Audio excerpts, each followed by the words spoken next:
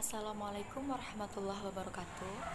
Baiklah, perkenalkan saya Sri Rahayu dengan NIM 1832947 yang mana merupakan mahasiswa Universitas Negeri Padang dengan jurusan Ilmu Agama Islam. Nah, di sini saya akan menjelaskan sebuah materi sebagai bentuk penugasan ujian tengah semester pada mata kuliah pembelajaran PSMA. Yang mana judul yang akan saya jelaskan yaitu tentang mempertahankan kejujuran sebagai cermin kepribadian. Di mana pada mata kuliah ini dosen pengampunya yaitu Bapak Rengga Satria MAPD. Baiklah, pada bab kejujuran ini terdapat 4 yang akan kita bahas. Yang pertama yaitu apa makna dari kejujuran tersebut. Yang kedua, dalil yang menunjang atau yang mendukung dari kejujuran tersebut. Yang ketiga, bagaimana penerapan kejujuran dalam kehidupan sehari-hari, dan serta bagaimana hikmah dari kejujuran tersebut. Nah, baiklah, untuk pertama kita akan membahas tentang makna kejujuran. Seperti yang kita ketahui, jujur ini berasal dari bahasa Arab yang berasal dari bahasa Arab dengan kata asriku atau sidik yang berarti benar, nyata, dan berkata benar. Nah, secara istilah seperti yang kita ketahui bahwasannya kejujuran ini terdapat 3 poin, yaitu kesesuaian antara ucapan dan perbuatan, kesesuaian antara informasi dengan kenyataan, dan adanya ketegasan atau kemantapan hati dan sesuatu yang baik yang tidak dicampuri oleh kedustaan-kedustaan atau kebohongan-kebohongan yang terjadi. Nah, seperti yang kita ketahui, kalau misal di dalam kehidupan sehari-hari, jujur ini sangat dijunjung tinggi, seperti yang dilakukan oleh Rasulullah SAW. Itu sangat dia memiliki sifat sidik, yaitu berarti benar. Nah, yang kedua, bagaimana pembagian dari sifat jujur tersebut. Menurut Imam Al-Ghazali, pembagian sifat jujur ini terdapat 3 poin. Yang pertama, jujur dalam niat atau berkehendak. Seperti contohnya ketika kita akan melakukan sesuatu, ketika kita berniat, kita harus niat dengan jujur. Yang kedua yaitu jujur dalam perkataan atau lisan. Jadi lisan dalam kita berkata itu harus jujur, tidak ada kebohongan-kebohongan yang terjadi. Nah, yang ketiga adalah jujur dalam perbuatan atau amaliyah, sehingga kita adanya kesesuaian antara kita akan melakukan sesuatu, kita berniat, kemudian bagaimana kita dalam berkata, kan kemudian ketika kita dalam melakukan sesuatu. Nah, selanjutnya kita akan membahas tentang dalil kejujuran.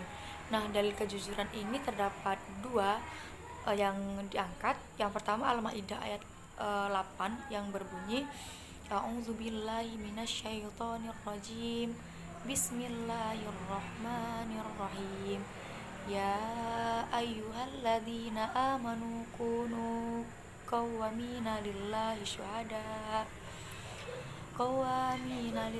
syuhada bil qist wala yajrimannakum sana'an qaumin ala alla ta'dilu i'dilu wa aqrabu littaqwa wattaqullah innallaha khabirum bima ta'malun.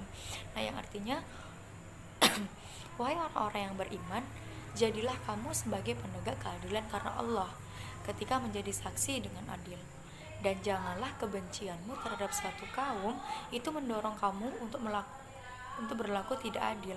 Berlaku adillah, karena adil itu lebih dekat dengan takwa, dan bertakwalah kepada Allah. Sungguh Allah Maha meneliti terhadap apa yang kamu kerjakan. Nah, di dalam ayat ini Allah Subhanahu wa taala memerintahkan kepada orang mukmin agar melaksanakan amal dan pekerjaan mereka dengan cermat, jujur, dan ikhlas karena Allah Subhanahu wa taala.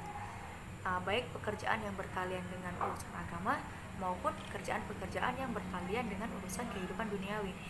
Karena hanya dengan demikianlah mereka dapat sukses dan memperoleh hasil balasan yang mereka harapkan. Dan di dalam persaksian atau memberikan kesaksian, seseorang itu harus adil dalam menerangkan apa yang sebenarnya terjadi, tanpa memandang siapa orangnya, sekalipun akan menghitungkan lawan dan merugikan sahabat atau kerabatnya sendiri.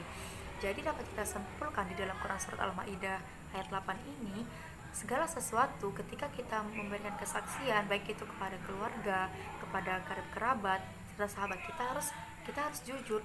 Kita tidak boleh memihak salah satu orang terdekat kita hanya untuk membela. Kita harus mengutarakan apa yang sebenarnya terjadi.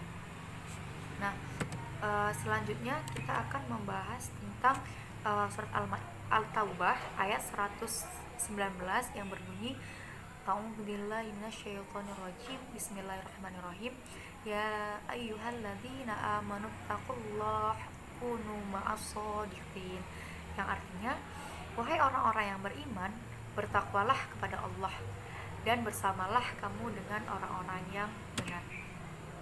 Nah, di dalam Quran surat At-Taubah ayat 119 ini juga dijelaskan bahwa Allah Subhanahu wa taala telah menunjukkan seruannya dan memberikan bimbingan kepada orang-orang yang beriman kepadanya dan Rasulnya. Mereka ini diharapkan tetap dalam ketakwaan serta mengharapkan ridhonya dengan cara menunaikan segala kewajiban yang telah ditetapkannya dan menjauhi segala larangan yang telah ditentukannya.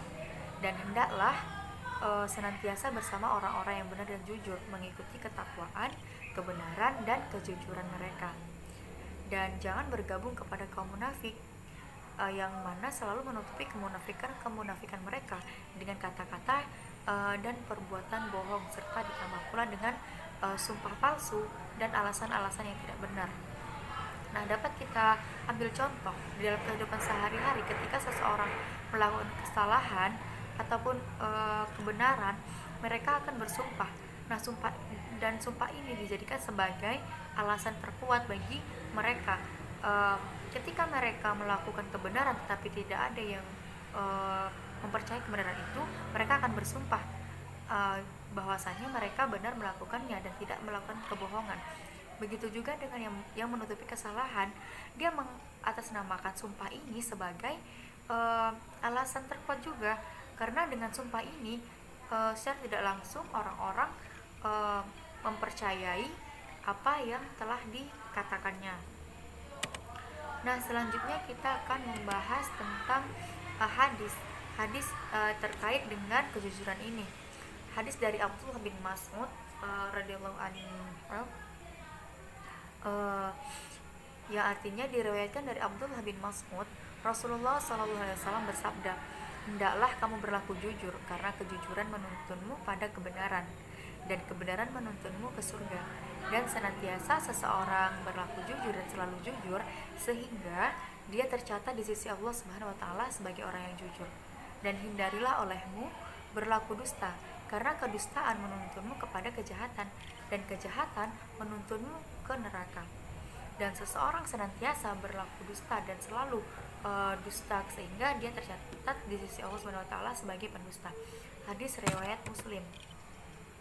Nah, kandungan dari hadis ini diceritakan bahwa ketika Rasulullah SAW akan melakukan ghazwah atau penyerangan ke Tabuk untuk menyerang tentara Romawi dan orang-orang Kristen di Syam. Nah, salah seorang sahabat yang bernama Ka'ab bin Malik mangkir ini dari pasukan perang. Ka'ab menceritakan bahwa mangkirnya ia dari peperangan tersebut bukan karena sakit ataupun ada suatu masalah tertentu, tetapi waktu itu justru ia sedang dalam kondisi prima dan lebih prima dari hari-hari sebelumnya. Tetapi entah mengapa ia merasa enggan untuk bergabung bersama pasukan Rasulullah SAW, sampai pada akhirnya ia ditinggalkan oleh pasukan Rasulullah. Kembalinya pasukan Rasulullah ke Madinah, kemudian ia bergegas menemui Rasulullah dan berkata jujur tentang apa yang ia lakukan.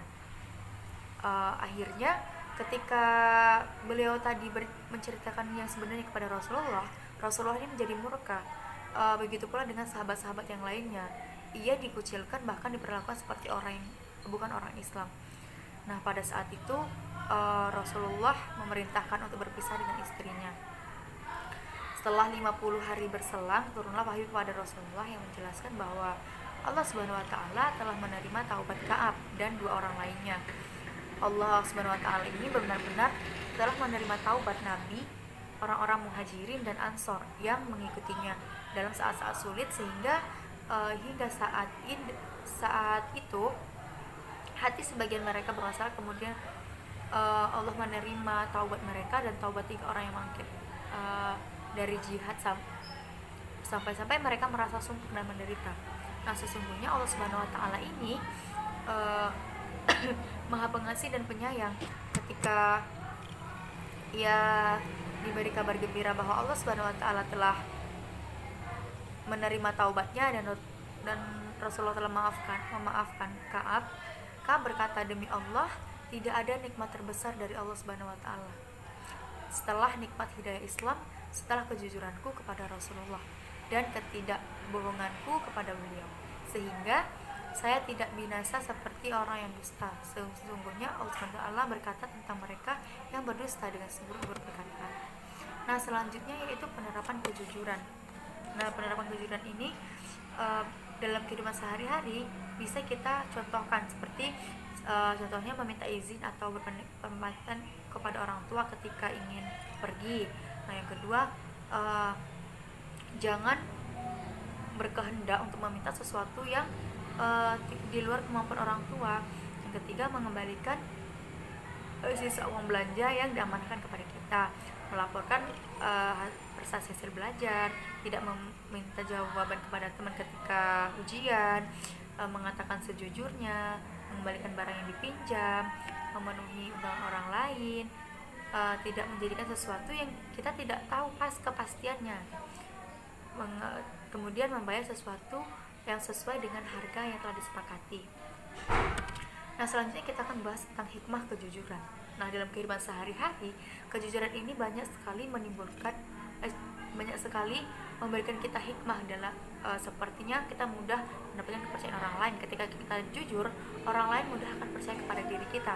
Nah, yang kedua, hidup terasa lebih damai dan mendapatkan ketenangan. Yang ketiga, lebih percaya diri. Yang keempat, terhindar dari tuduhan yang merugikan.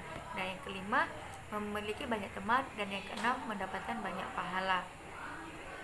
Baiklah, sekian materi dari saya dengan materi kejujuran dari bab 3 pada kelas 10. Terima kasih dan saya akhiri. Wassalamualaikum warahmatullahi wabarakatuh.